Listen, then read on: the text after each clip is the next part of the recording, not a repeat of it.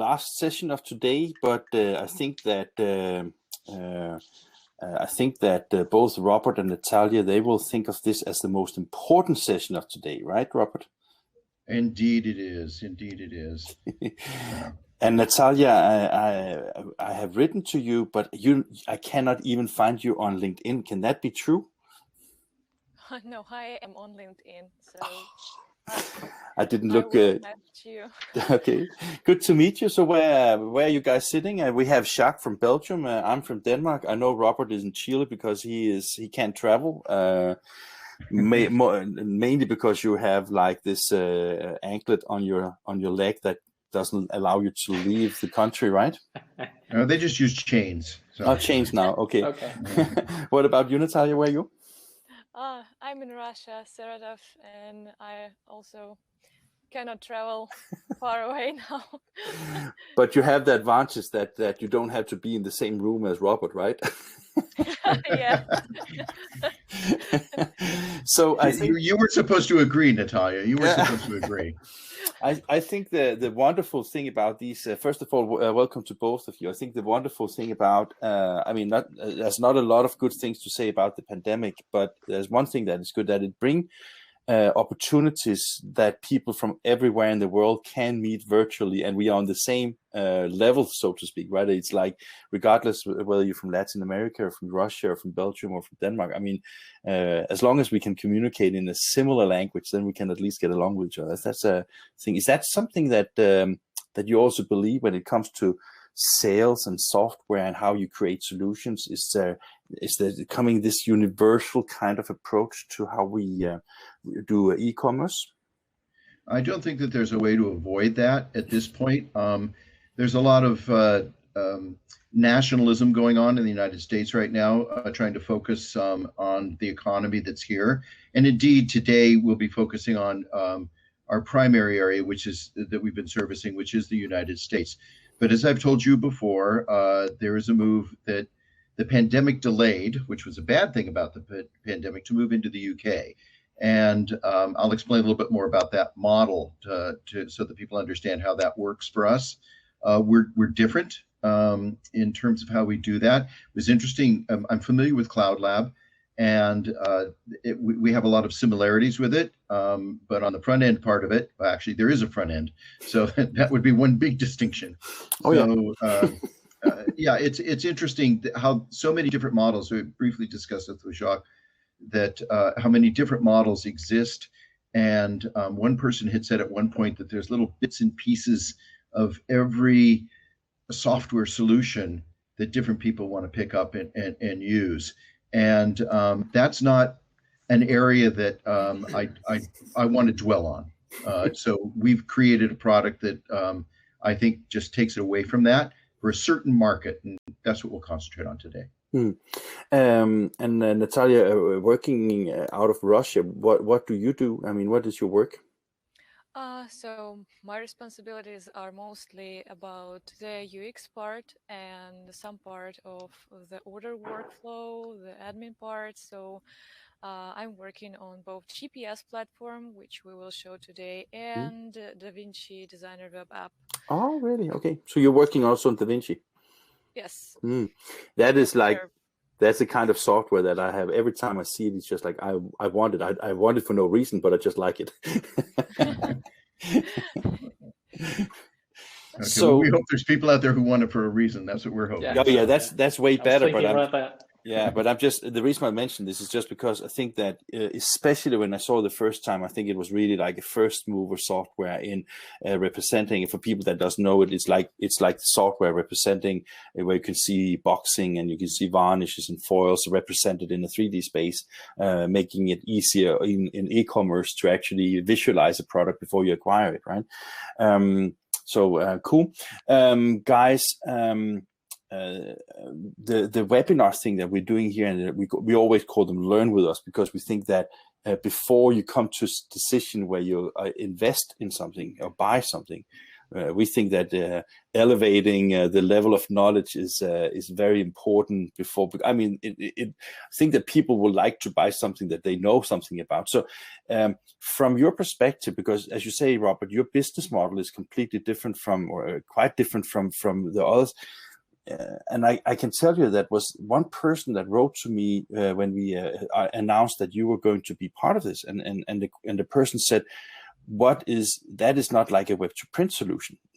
And I think it's because to some extent I entirely disagree, because the context of this webinar is selling print online, of course. But I was thinking whether the phrase of web to print has that been extended to cover more different services compared to maybe 10 years ago when web to print started?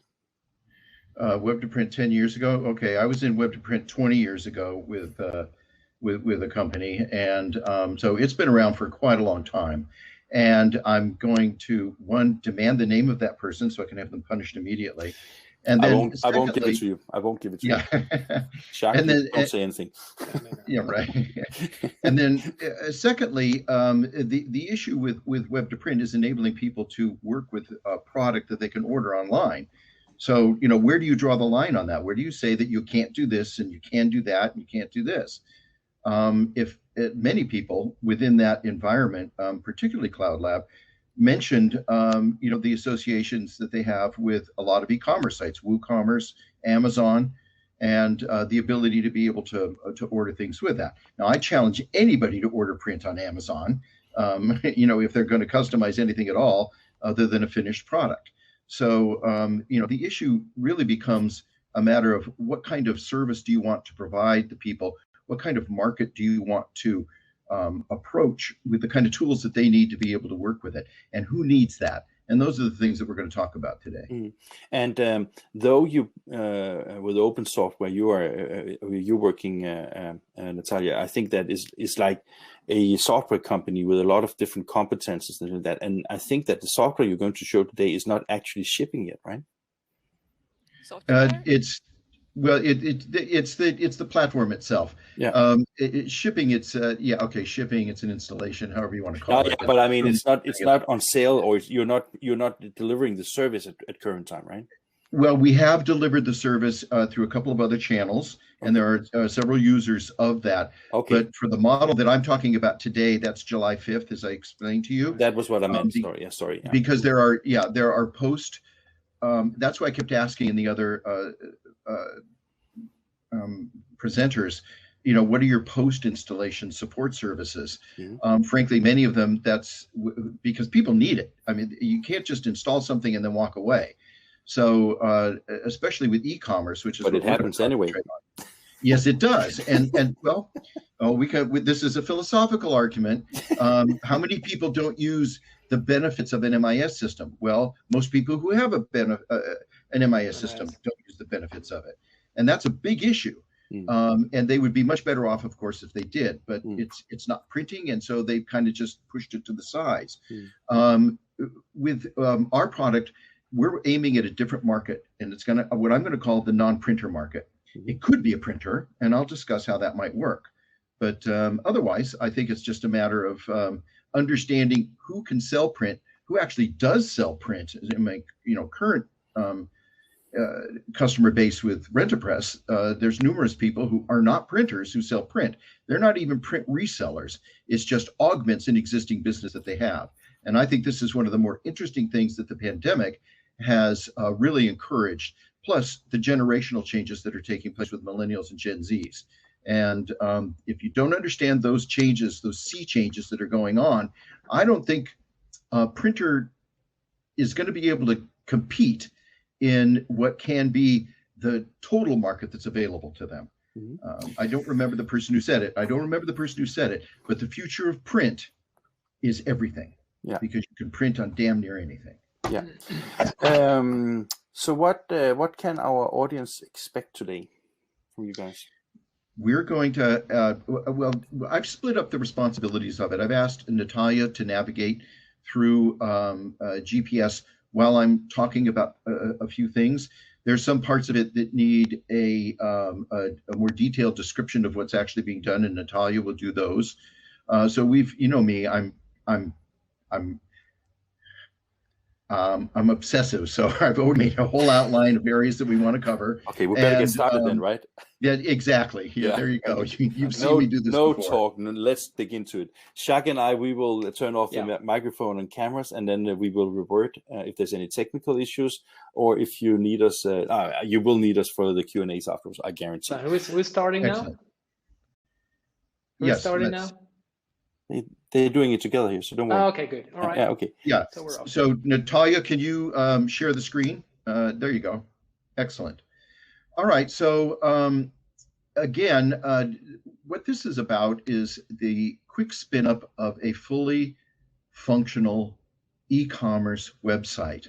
One of the things that distinguishes it from other other options that exist in the market is that it's fully populated with product already. And it sits on top of a platform called InkRouter, and that was promoted and opened to the market at the last Drupa that we had in 2016, and has now 39 printers in it.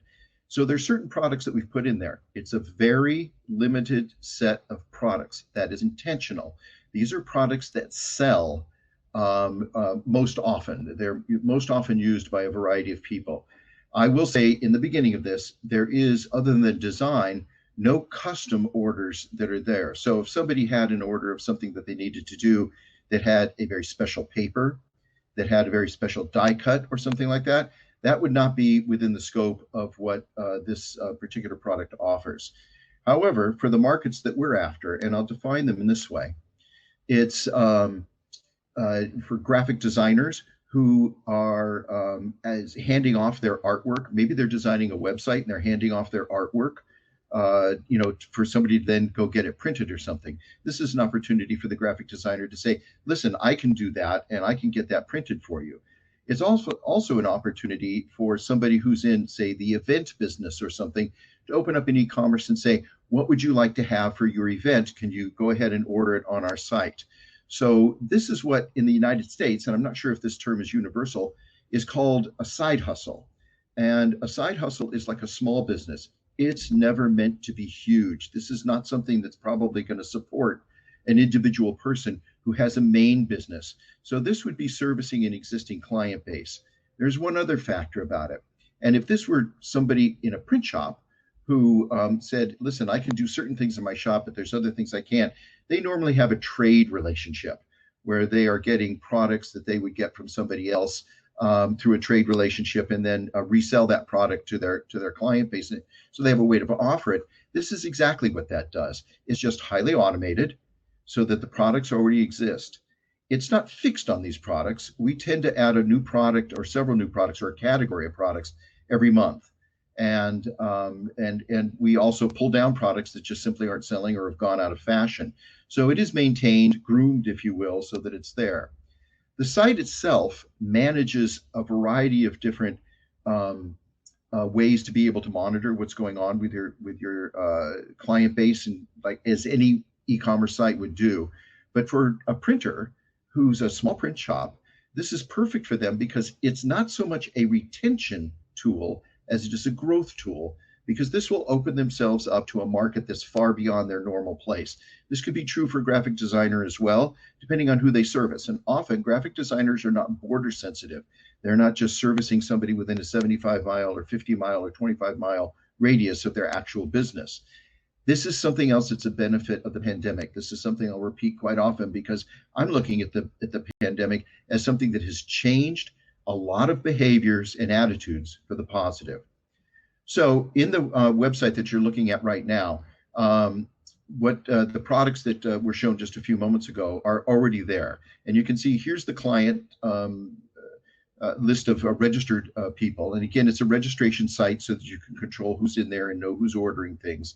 And that allows people to come in and we can track what their behaviors are.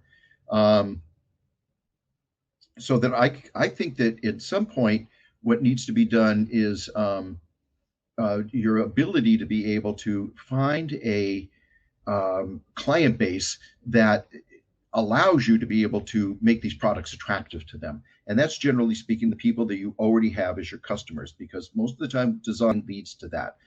But there's also event planners who have people who need printed products. So these are really good things that are there. Some technical things that are within it. There's a lot of reporting features that go within it. And also the ability to customize a product in terms of how it's described in the product description area.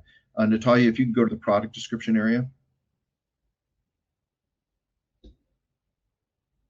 Under the category, that's on that, we're still on the dashboard, which shows you all the reporting features that are there. Okay. Yeah. So these are ways you can track what your business is. It is possible to customize these, but basically we're talking about an out of the box setup. That's a way to go. Here are products where they are. If we can hit the edit and take a look at it, you will be able to see that there's certain categories that you can categorize and describe the way that suits your market for where you want, for how you want to be able to position it for them. So there's a marketing component to it as well. And there's the simple description, and then there's a more detailed description, often with what's available for it to be able to change different substrates that might be available, that are there, and other kinds of attributes that are there. All of it gets assigned in this area. It is set up in the beginning with what we have done, but it is configurable. There may be products that you simply don't want to offer, and it's very simple to just simply say, don't publish those, and they won't be seen on the site itself. So again, with over 100 products come with this. They're typical products that people would use. And again, with the size of the market that I'm specific to the United States, there's over 2.8 million graphic designers within the United States. Not all of them are independent. Many are employed by a larger company. But if they have, again, the side hustle business and that entrepreneurial spirit that we find in Gen Z and millennials, this is a perfect opportunity for them to gain some, more income and more money for things that they want to do. The important thing about this, and the reason why it's so easy to do, it's what we call a freemium. At this level, there is no charge to spin up the site. It spins up the way it is, but there's still customizing things that could be done to give it a branding feel. It's not as robust as many of the other programs are, but it's extremely easy to put together. And get the color theme in there, put your logo in the header. There's an ability to put a blog in place if you care to do that. There's issues about that I would normally discuss in the marketing phase of this. But ultimately, it's a model that's very simple to start with. You have product the day it's up. So there's a couple of points I want to make about this. One is there is a status on the freemium that we feel, and I will mention dollar amounts, US dollars that is, we feel that somebody should be able to produce $2,500 every quarter as a minimum for them to maintain the freemium status of it.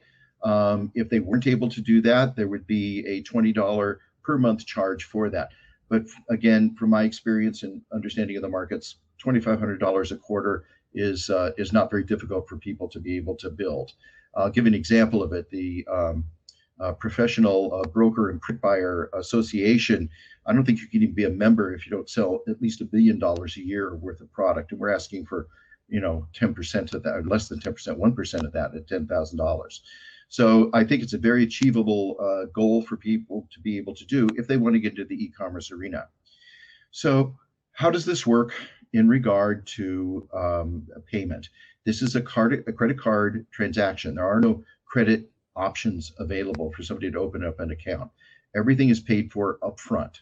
And because of that, we use WorldPay so that this will work in a variety of different countries, although that is not our immediate area of concentration. Again, it's the United States and then ultimately the UK, as soon as things open up a little bit more.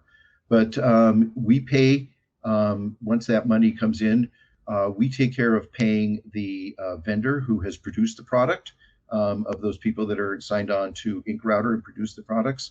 And we pay out to the person who is the owner of the site itself within net 10 days. So everybody's accounts are settled within net 10. And I know traditionally with other design companies, advertising agencies, and things, it's it's net 90. Very often with advertising agencies, sometimes it's net 30. But we try to make all those payments happen very quickly as far as those things are concerned. So again, this is meant to be a very simple way for people to be able to set up an e-commerce site and not have to do a lot of the building that's required in customizing. Most of these are just enhancements to personalize it by virtue of branding and by virtue of how you want to describe your products. So for all of those, the products themselves are placed in there at cost. That would be your cost. And you have tools in there to be able to go in and mark them up. And I'm going to go ahead and ask Natalya to go in and show how a product is put together and then where some of that markup takes place. So go ahead, Natalya. Yeah, sure. So here we have just a very simple 4x6 brochures. Very popular, very common product. And you can set this up. You see a lot of general information, as Robert mentioned before, with short description, full description. And you can very simply click a checkbox and publish your product, or unpublish if you doesn't want to provide that anymore right now. And you can track inventory or do not track and manage your available products with that. Though if you want to only set up some preset quantities allowed, you can just go with comma and let's say 25, 50, 100, 1000, 500 probably. So you decide which quantities you allow, or you allow custom quantities, which is good. So for brochures or business cards, you probably want to have preset quantities, and for custom things like custom packaging or gift bags, something like this, we would prefer to allow customer to order as many as they need, and counting their guests for wedding, for example. If they need 73, they should be able to get this number, which is pretty flexible. And also you can set up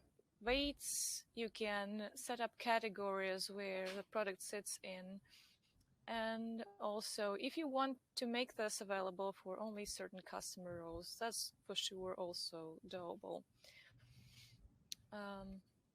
Yeah, you can provide design services as a product through the store and make that downloadable. If you have design services, then sure, you just make this product downloadable, and somebody makes a design for a business card, and then they just go and download from their account what your team made.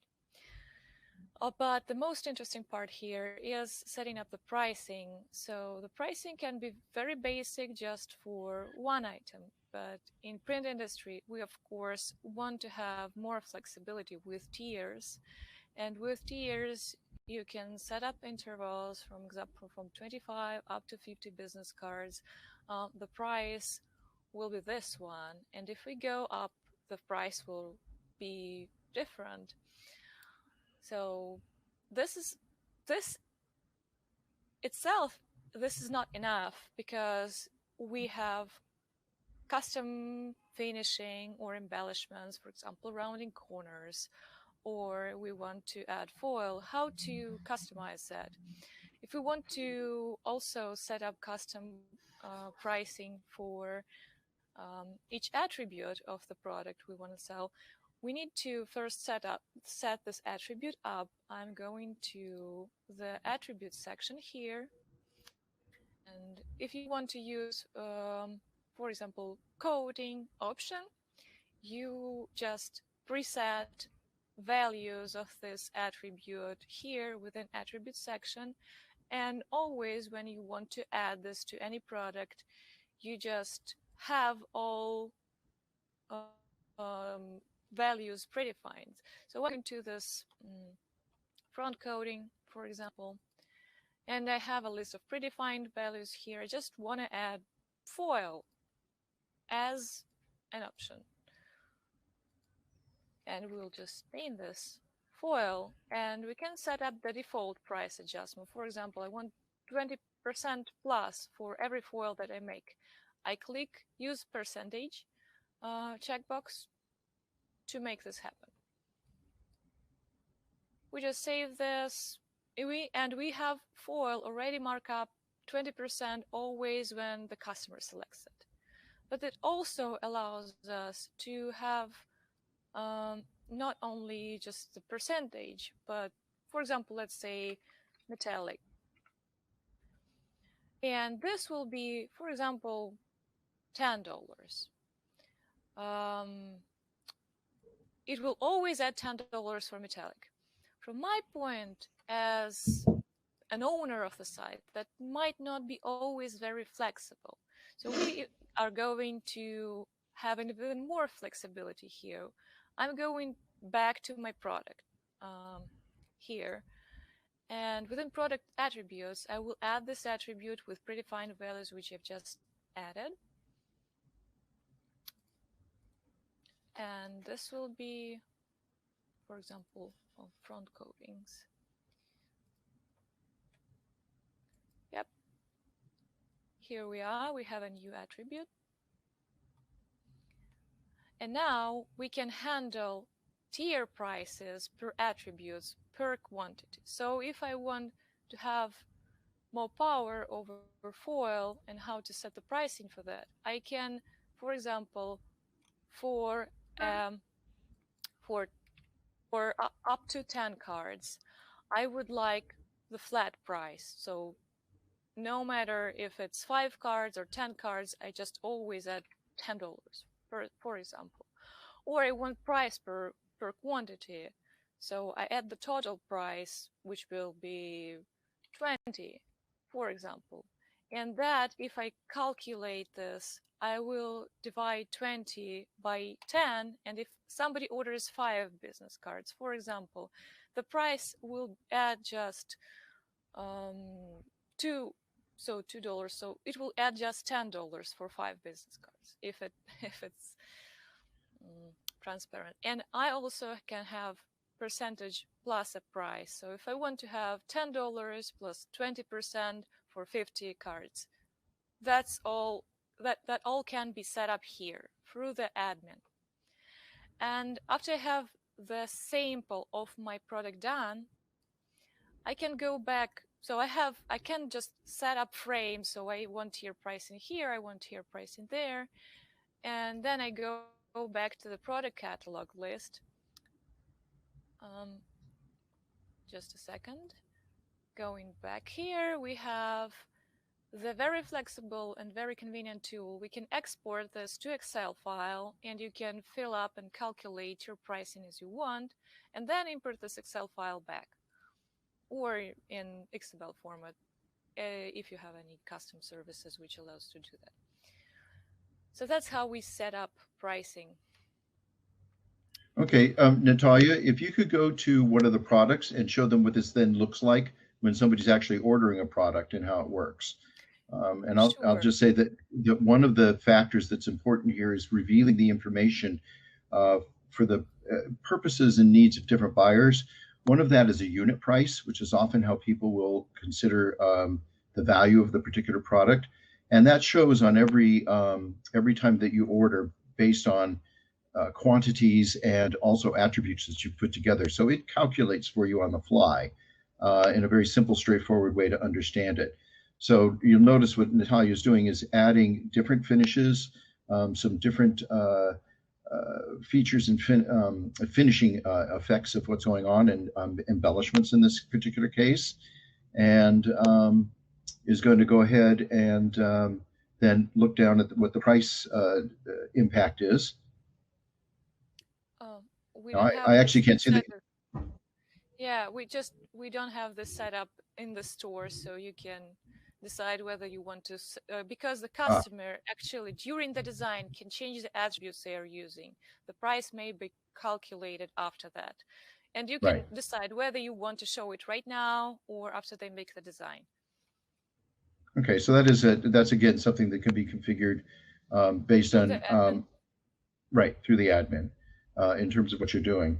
So at this stage, if you could, would you move into the design part of it using DaVinci? Morton, DaVinci is included in these so that some of those wonderful design features and capabilities are involved or integrated into the instance of this. So the online design itself is able to be there. So Just wait a second. It's just usually when I'm presenting with the camera, it's a bit slow. So here is the designer page. I have some assets already pre-uploaded here. You can just simply go to your computer or anywhere else and upload files.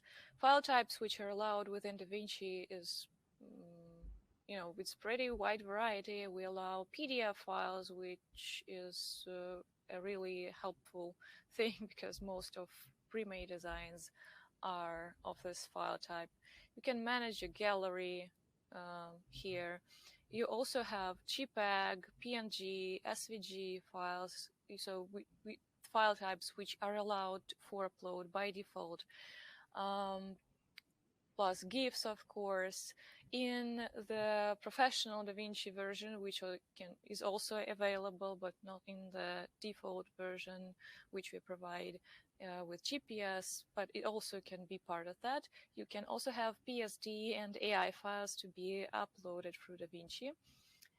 Even if you want, it can be uploaded as a template. So we have the specific storage. I will show you templates gallery later, so you can have pre-made templates for your customers. You can brand if you're working with a large restaurant, for example, and they continuously order from your store. Then you can load their templates, save them, and so that's an option too. Or you can just start with a blank design like I'm doing right now.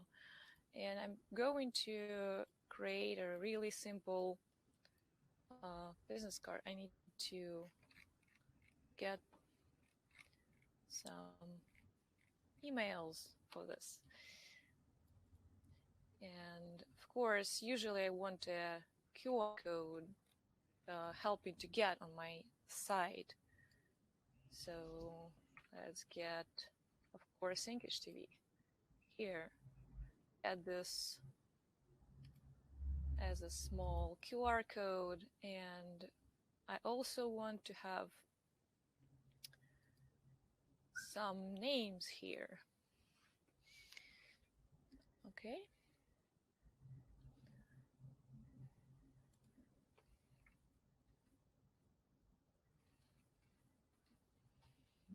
Sorry, just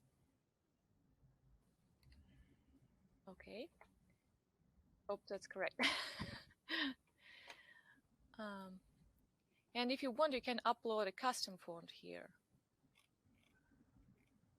That should be allowed from the site. So if you want, you can change the font or upload your custom font. It depends if you want to allow this to your customers. But anyway, DaVinci will prevent a user from uploading licensed font. So we only allow, like, for example, any Google font can be used here. I don't know what to pick. That's good. Yeah, it looks good. And I need to add some more data. I will copy this. Text field again. Oh, that's too large, so I'm going to change that a little bit. Maybe. Yep. And align this. I think it looks nice, but not enough glamour, I would say. So I want to have foil on the name. And you can check proof and see that now the name is foiled and looks a lot more bright and attractive. Plus, you can put something on the back too. For example, I want to cover the back side. Yep, this color looks matching the front side.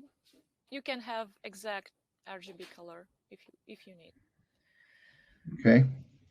So what we saw is you can design online. You can store images if you want. You can load up a licensed font, Google Fonts or things of that nature. Or you can have your entire piece of artwork done and just simply upload and print. It doesn't have to be that you were in a position to create a something online, but you can take your original art, bring it online, and add these effects to it as you want to. Yeah, the internet connection is making it so it's hard to spin it and do all that stuff. But live on your site, you're able to do that. But okay, so we are getting short on time. So what I want to do is talk about a couple of other things. Again, this is going to be available July 5th.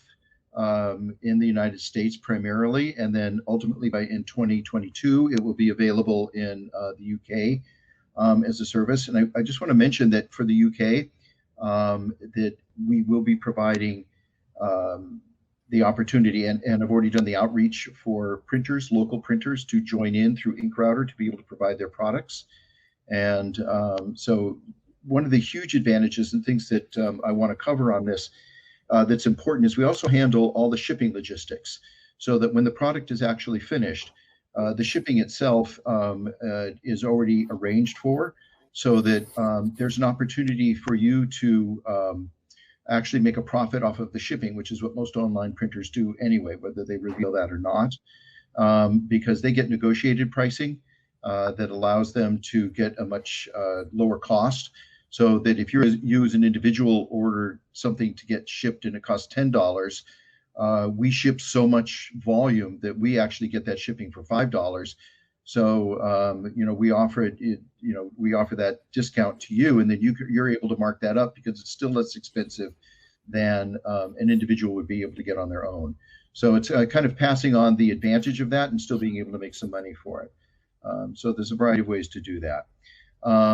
Once the job is paid for and done, you can, you get a notification. There's email notifications on the different stages where things are, including when a job is shipped.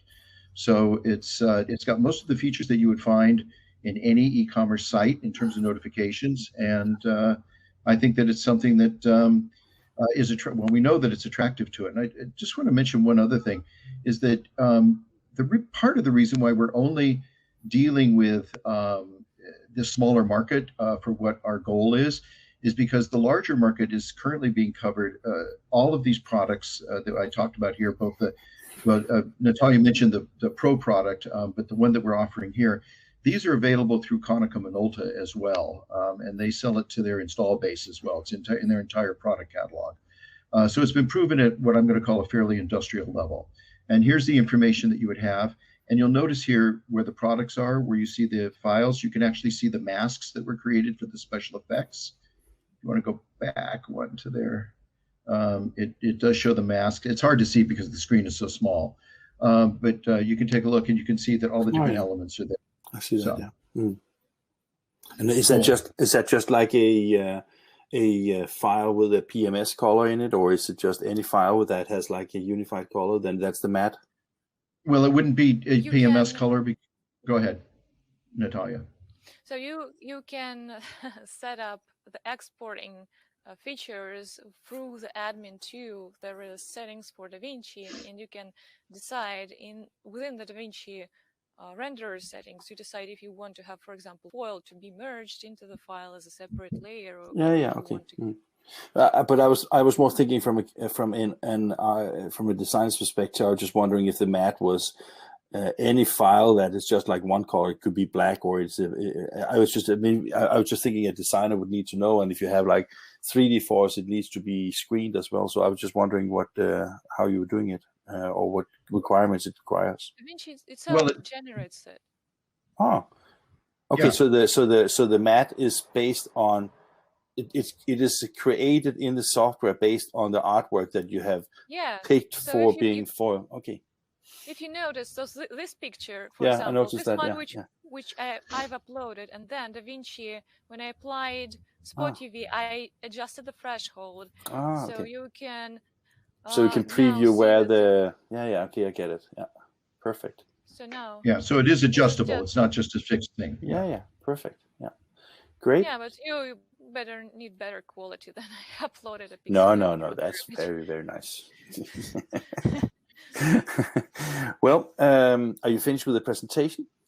Yeah, there's one other part that Natalya is going to take care of right now. We're going to send an email to you guys. So now we get an invoice for doing this for you. Mm-hmm. Yeah, there you go.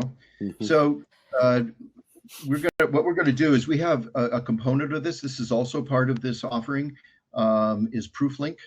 And ProofLink allows you to actually send a proof to a client, and they can view it in the 3D viewer and be able to see it. So it's an email generation. It sends them a link to be able to open up the secure site and be able to look at it so they can approve it at that point.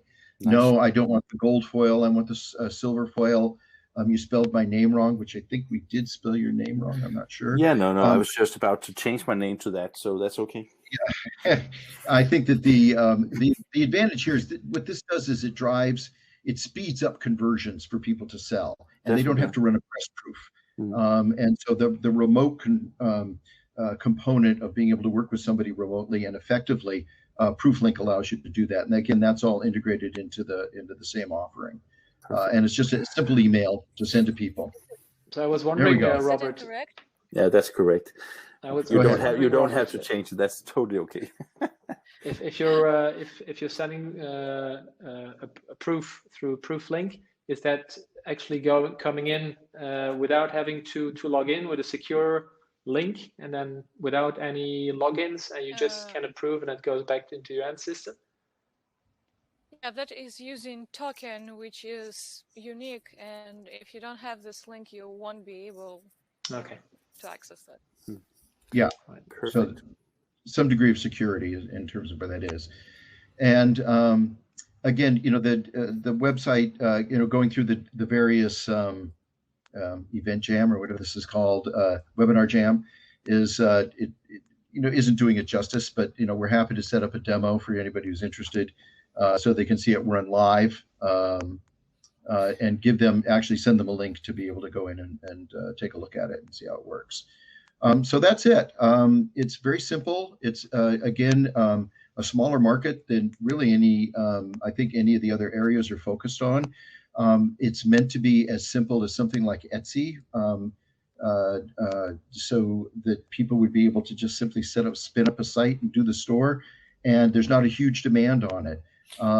Now, but there's one other part I want to do, because this is why I asked so much about post-installation support. We have a whole variety of services. Before we go to that, can I just ask a question or two? Sure. Yeah, because it's just because I want to understand everything, and I agree with you that the post installation service support is important. But I was just to understand everything. Basically, your business model is basically that if you have this where you buy from InkRouter basically for a $2,500 per quarter as a minimum, then basically you get the solution for free, or is it? Well, you're buying it from GPS. It's actually technically a separate division. InkRouter is the platform it sits on top of for routing the orders to the different providers for a specific product. But was it correctly understood that if you have like if you buy for an amount of money every quarter, then basically you get the solution for free? That's correct. Okay, because because the reason why I ask is because I think that especially very important in this particular thing is that if you see some of the white label solutions that some printers offer, they are extremely limited in the setup of products and the designs and the front ends and things like that. And this looks like a fully fledged web to print solution where you just have a totally new business model on it, right? Correct. Congratulations on that.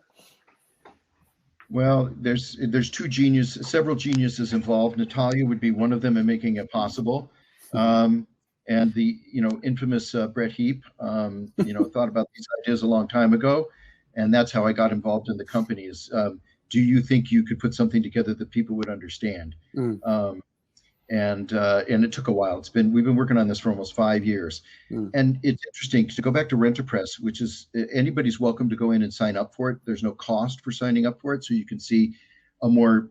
It's very enhanced in its functionality. It's not the off-the-shelf product, but it's what's possible with one of these. You begin to get an understanding of what's possible for people to be able to put in their hands to be able to do business. I want people to be able to sell print easily, not in a complex set. But let me go to the point where there's support afterwards. If you want your site in e-commerce to be successful, you must have SEO, you must have SEM. You probably need graphic design services if you're not a graphic designer, just get the site set up well, to have product images that are attractive for your particular market. There's people who could set this up and say, I need 15 products. And that's all I want, because I'm a wedding planner and they want to see a wedding invitation. They want to see a poster of the happy couple as they walk into the reception hall. And so that's in the beginning. That's in the beginning of the relationship. So yeah, that's correct. I said happy. I said happy. So we're at the beginning of the relationship. And yeah, thanks, Morten. Anyway. So as far as that goes, it's really designed to get people going as quickly as possible without getting buried in a lot of the technical things that a printer who does custom work and it really is a custom fabricator has to have. And I don't doubt that a lot of the things that we saw this morning and you will see in the next 2 days are necessary, and there's a market for those. But that isn't who I'm talking about. Okay. And I've got a huge market in the United States for them. I have my notes right here, as you can see. Put everything down. The numbers of people are and I was even stunned at how many are there. But the receptivity to the people getting online and understanding to have a side hustle and have their own business is much more open now than ever before. And it goes way beyond Amazon. Robert, I'm curious because, as you said earlier on, it's open to all types of users, not only in the graphical arts industry, but what percentage in your mind would be like PSPs in your mind for this application, even if it's smaller businesses or?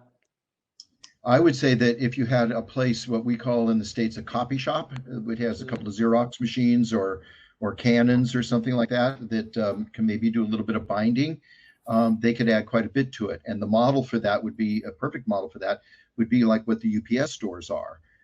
Because if you look at the UPS store, you can go in there. They don't have printing presses within there. They have copy machines, but they have the ability for people either to custom design something or go online and upload products. And of course, the logistics are built in with UPS. So, this is where we go. The interesting thing and the similarity with Cloud Lab, when we look at the long term of this and ultimately going global, which it will, because it does have language support within it as well. And one of the interesting things about it is that when you have an in-country manufacturer, the order can be routed directly to that manufacturer to be able to do it. You've avoided shipping costs because you're delivering locally wherever you started the order. And then secondly, no customs issues and delays that go on. Exactly. So, these are huge advantages in country.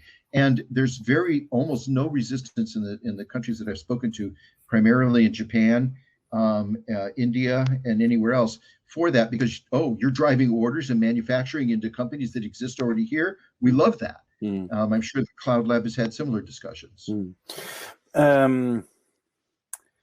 You said it took 5 years to mature this product and get it ready. Is it also a matter of, the COVID-19 has probably not been very bad in that perspective for bringing a solution like this to market, right? No, I will say that the market itself is more open to it now than it's ever been. And again, as I said, I see benefits out of the pandemic, as tragic as it is, that have been presented because it's changed people's minds about what's acceptable to them. Yeah. So the 5 years of maturing the software is more like, you have an idea, you develop, of course, the technology behind it. But that is like one thing. But another thing is also that the fact that you need to be sure that you have the right production that can handle this, because if you get like 5, 6, 7,000 mom and dad shops in the US to sign up for this, I mean, the volume is sheer, and you need to be sure that you can scale it, right?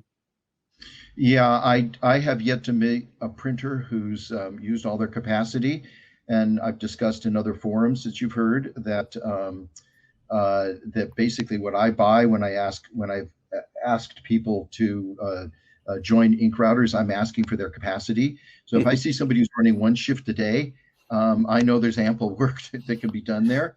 But I also look for automated systems, automated workflows. Yeah, but because I was thinking about that, because I mean, one thing is to make sure that people can take a file and print it, but if you get 10,000 a day, you probably need some kind of automation, right? Right. It's not for a letterpress shop. It's for somebody who's automated their operations and understand, dropping it through. It's what they used to call a lights out operation. And with the ink router, I'll mention that again. That includes ink router's development from a piece of software to a productized open system for people to join. That includes that period, and the development of DV to be able to be a little more user-friendly and able to work. So there were a lot of moving parts that were required in that 5-year period. But Robert, when you say that, for example, the products are like the defined products that you have right now, and then you mentioned it's not for a letter shop. It could be for a letter shop. It could just be a different platform, right? It could be a copy paste for people that wants to have luxury product, because this is about facilitating a business model where you basically eliminate the need of capital cost into buying software, right? I mean, there's a lot of obstacles for very small business, because I think there's way more people in the market that understand the value of having web to print, but the resources of creating the products, the resources of making sure that it works, the resources of having a payment gateway, having a shipping gateway, having all that shit. Basically, what you're delivering is, as you say, the edge is for the. It sometimes sounds bad to say the lower end of the market, but the smaller shops in the market. Let's put it that way. It's the smaller shop of the market, and again, I love to use the U.S. numbers because they're so extremely huge. 99% of the businesses in the that makes up the U.S. economy are less than 500 people. So it's small businesses, and so we have the privilege of being able to service them. So that's what it is that we're doing, and we've given a tool for them to be able to do that. Sounds One great. thing I take away from this as well, Robert, is that this morning we had a talk with the guy from Happy Printing, and they emphasized also on the marketing services, SEO, that you join the package, or that you can opt for as I think it's complimentary, something that they can have to promote the business if they go with your solution. So that's something that I take along. And then again, as you already said with the cloud printer guys, that you have this ink router, let's say, strategy, where you can actually go to printers that link to your network. So those two elements, I think, was quite, for me, surprising to see that you call it like a lower end of the market or a smaller business type of thing, but you integrate, like, say, the same ideas that maybe the ones that target larger audiences or larger companies have the same strategy behind it, let's say. So that's something that I recognize from this morning.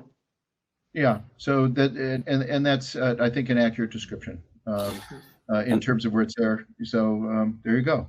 And that is essentially the last words of this session here. Natalya and Robert and Shaq, thank you for being such nice people, and thank you for being part of the Learn With Us selling print online. I think that very interesting solution and business model. So I want to thank you very much. This is also the last session of today.